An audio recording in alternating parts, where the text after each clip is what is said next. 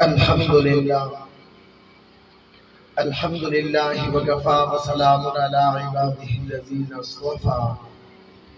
أما بعد فأعوذ بالله من الشيطان الرجيم بسم الله الرحمن الرحيم يا أيها الذين آمنوا اتقوا الله وكونوا مع الصادقين صدق الله العظيم سبحان ربك رب العزة عما يصفون وسلام على المرسلين والحمد لله رب العالمين اللهم صل على سيدنا محمد وعلى آل سيدنا محمد وبارك وسلم ارشاد باری تعالیٰ کی یا ایہا الذین آمنوا اتقوا اللہ وکونوا مع الصادقین،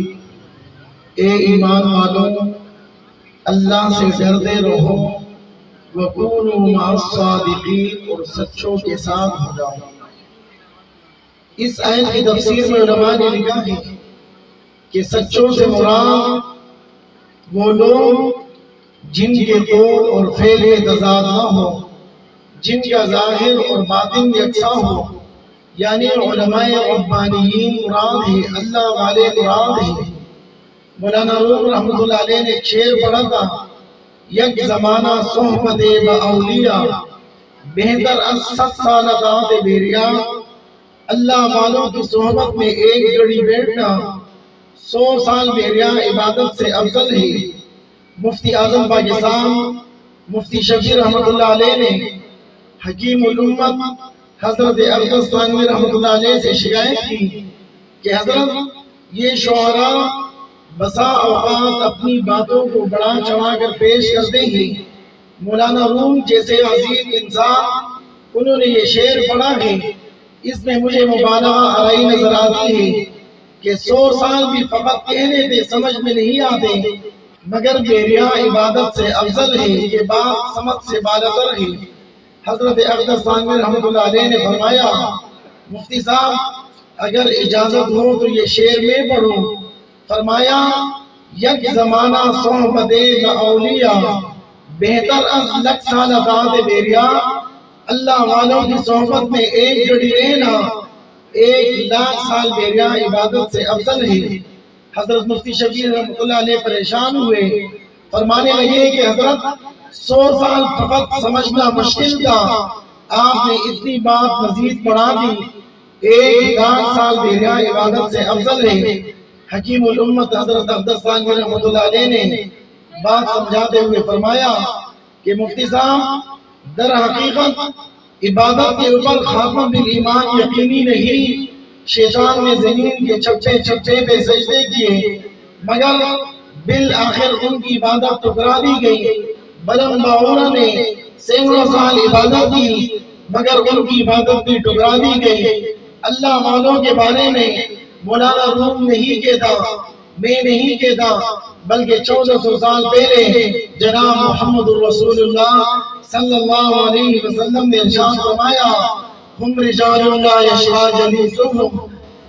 کہ اللہ والوں کی صحبت میں بیٹھنے والا بدبخت نہیں ہو سکتا، مطلب یہ ہے کہ اس کا خاتمہ ایمان پر یقینی ہے۔ تو میرے محترم بھائی اور دوستوں، آج کے اس پرفتن دور میں اللہ والوں کی صحبت اختیار کرنا یہ کیمیائے احمر سے کم نہیں۔ جہاں بھی اللہ والوں کی صحبت میسر ہو آپ ان کی صحبت میں بیٹھ جائیں، یقیناً اللہ والوں کی صحبت میں آنے والے چمک جاتے ہیں، اللہ تعالیٰ کی محبت حاصل ہوتی ہے، گناہوں کا کوڑ دل سے نکل جاتا ہے، نیکی کا جذبہ دل میں پیدا ہوتا ہے اور انسان کی زندگی تقوی کے مطابق آ جاتی ہے، انسان ایک وقت خود اللہ والا بن جاتا ہے۔ اس لئے میرے محترم بھائی اور دوستوں، مثال کے طور پر آپ اگر کسی لوہار کی دکان پر جائیں، کچھ بھی نہ کریں، وہاں تھوڑی دیر بیٹھ جائیں، مگر آپ کے کپڑوں میں وہاں کی سیاہی ضرور آئے گی۔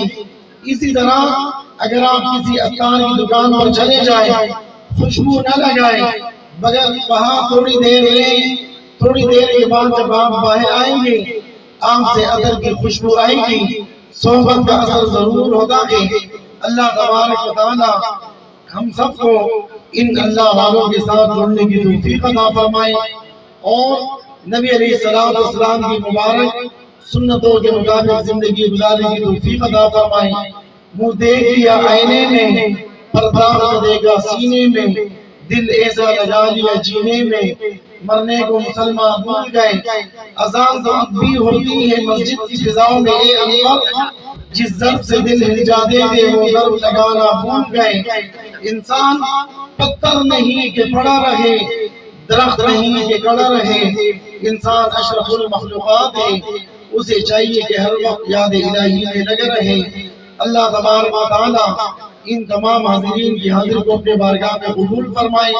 اور ہمارے برادر مکرم پیر طریقت حضرت اقدس مولانا سید نور زمان شاذلی صاحب کی عمر میں علم و عمل اخلاص و برکت پیدا فرمائے۔ جتنے علماء یہاں تشریف فرما گئے اللہ تبارک و تعالی ان کے سائے کا دیر ہمارے سروں پر قائم اور دائم فرمائے۔ وآخر دعوانا ان الحمدللہ۔